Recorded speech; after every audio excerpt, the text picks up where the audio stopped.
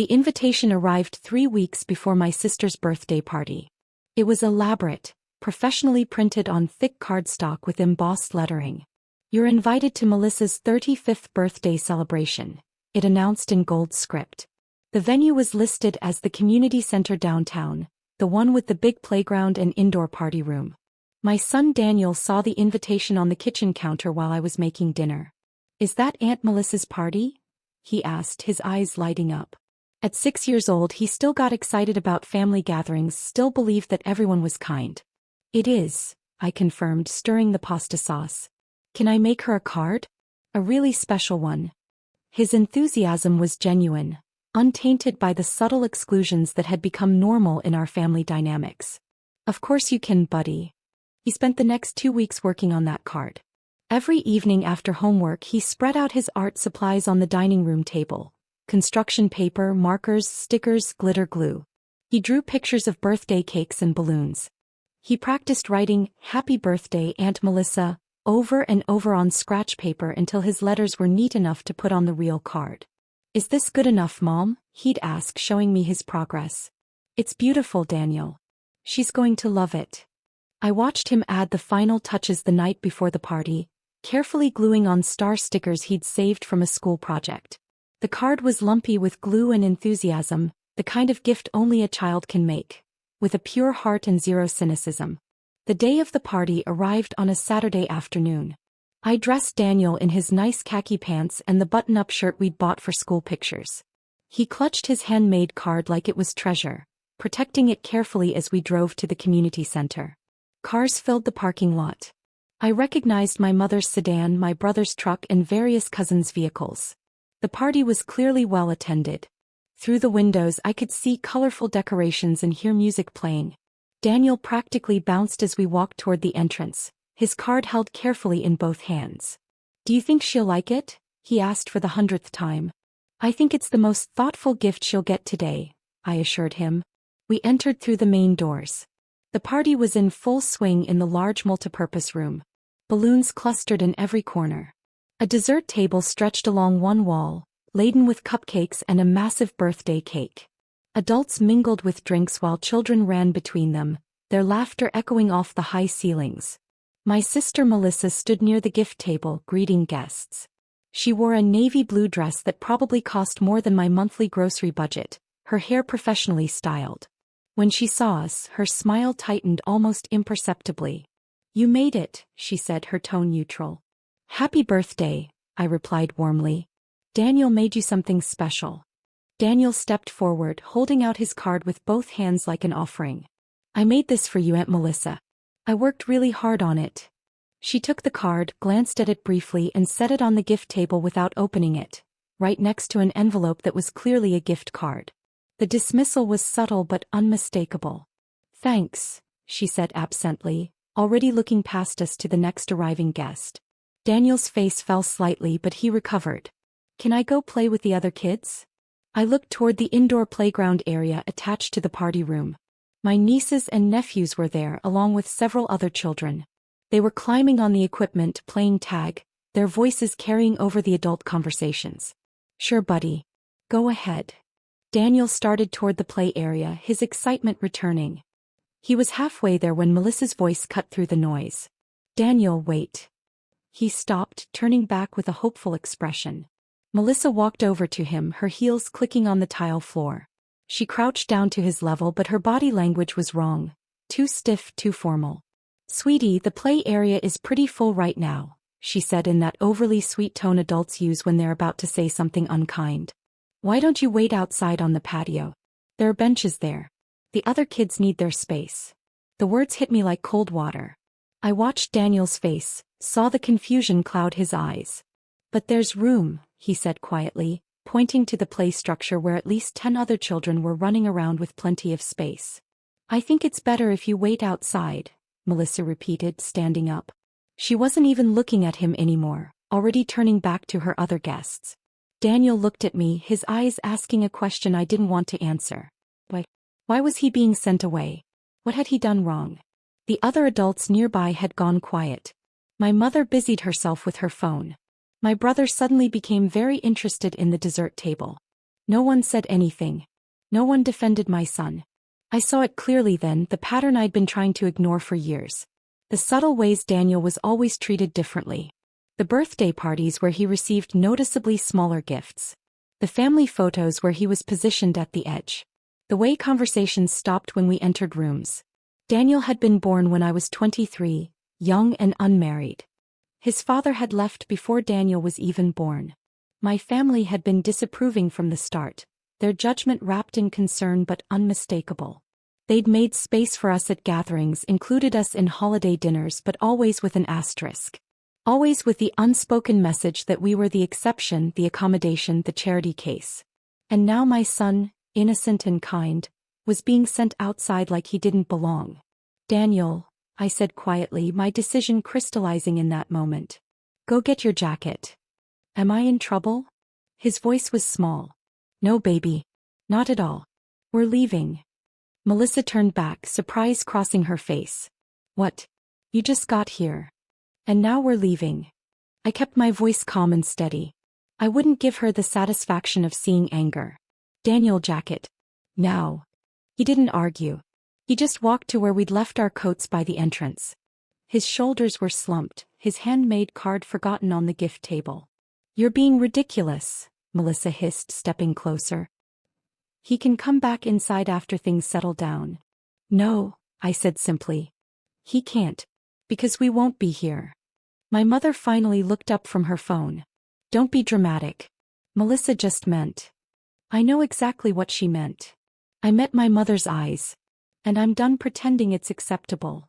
Daniel returned with both our jackets. I took his hand, feeling how small it was in mine, how completely he trusted me to make this right, even though he didn't understand what was happening. We walked out of the community center into the bright afternoon sunlight. Daniel was quiet in the car, staring out the window as I drove. Mom, he finally said. Did I do something wrong? The question broke my heart. No, baby. You didn't do anything wrong. Not one single thing. Then why did Aunt Melissa make me wait outside? I pulled into a parking lot and turned to face him. Sometimes people make choices that aren't kind. It's not about you. It's about them. But I made her a card, he said, his voice cracking. I worked really hard. I know you did. And it was beautiful. I brushed his hair back from his forehead. You know what? How about we go do something fun? Just us. Like what? Whatever you want. He thought about it, wiping his eyes. Can we go to the park? The big one with the swings. Absolutely. We spent the rest of that afternoon at the park. Daniel played on the swings, made friends with 3 other kids within 10 minutes and forgot about the birthday party. I sat on a bench watching him, making a decision that had been building for years. That evening, after Daniel was asleep, I sent a message to my family group chat. It was simple and direct. Daniel and I won't be attending family gatherings going forward. We wish you all well. The responses came quickly. Confusion, defensiveness. My mother called it an overreaction. Melissa claimed I'd misunderstood. My brother suggested I was too sensitive. I didn't respond to any of them. I simply turned off notifications and moved forward. The following Monday, I mentioned the incident to another parent at Daniel's school during pickup. Her name was Sarah and our sons were in the same class. That's terrible, she said, genuine sympathy in her voice. No child should be treated like that. I just don't understand it, I admitted. He's 6. He's innocent. Sarah hesitated, then said, Look, some of us parents get together for playdates on weekends. Nothing fancy, just kids playing at the park or in someone's backyard. Daniel would be welcome anytime. That invitation changed everything. The first playdate was the following Saturday. 5 families met at a local park. The kids ran wild on the playground while the parents sat on blankets, drinking coffee from thermoses and chatting. Daniel was immediately welcomed into the group. No questions asked, no judgment passed. Your son is delightful, another parent told me. Her name was Jennifer and she had twins Daniel's age. He's been so sweet with my boys. I watched Daniel helping one of the twins reach the monkey bars, his face bright with concentration and kindness. He's a good kid, I said, my throat tight. You're doing an amazing job with him, Jennifer said. Single parenting is hard. We see you. Those 3 words, we see you, meant more than she could know. The playdates became regular. Every weekend, sometimes twice a week during summer. The group of families grew. Birthday parties were inclusive, with every child invited and welcomed equally. Daniel flourished in this environment, making friends who never questioned his worth. 3 months after Melissa's birthday, Daniel came home from school excited about an invitation. "Mom, Tyler's having a birthday party and I'm invited. Can I go? Please." Tyler was one of his closest friends from the playdate group. "Of course you can go. I want to make him a really good card," Daniel said, already pulling out his art supplies. "Like I did for Aunt Melissa." The mention of that card, the one she'd barely glanced at, still stung. But I watched Daniel work on Tyler's card with the same enthusiasm, the same care, and I knew he was okay. He hadn't learned to hold back his kindness just because one person rejected it. Tyler's birthday party was at a bowling alley. 12 kids from school ran around with rented shoes and bright bowling balls. When we arrived, Tyler's mom greeted us at the door. "Daniel, I'm so glad you could make it." She gave him a genuine hug. "Tyler has been talking about this all week." Daniel handed over his handmade card proudly. Tyler opened it immediately, his face lighting up. "This is so cool. Look at the robot you drew. Mom, look." His mother examined the card with real appreciation. "This is amazing, Daniel. You're so talented. We're definitely keeping this." I watched the exchange, the simple act of a child's gift being valued, and felt the weight of old hurt beginning to lift. The months passed. Daniel's 7th birthday came and we celebrated with his new friends. The party was simple, held at the community pool of our small apartment complex. 20 kids showed up. 20 families who saw Daniel not as an obligation or a problem, but as exactly what he was. A sweet, kind, creative child who deserved to be celebrated. My phone occasionally buzzed with messages from family, holiday invitations, birthday announcements, requests to talk this out. I kept my responses brief, polite, and firm. We were building a different life, one where Daniel never had to stand alone outside while others played inside. One evening, while Daniel and I were making dinner together, he brought up the incident unprompted. "Mom, remember Aunt Melissa's party? When she made me wait outside?" "I remember," I said carefully. "I'm glad we left," he said matter-of-factly, stirring the salad. "Tyler's mom would never do that. None of my friends' moms would." "You're right. They wouldn't.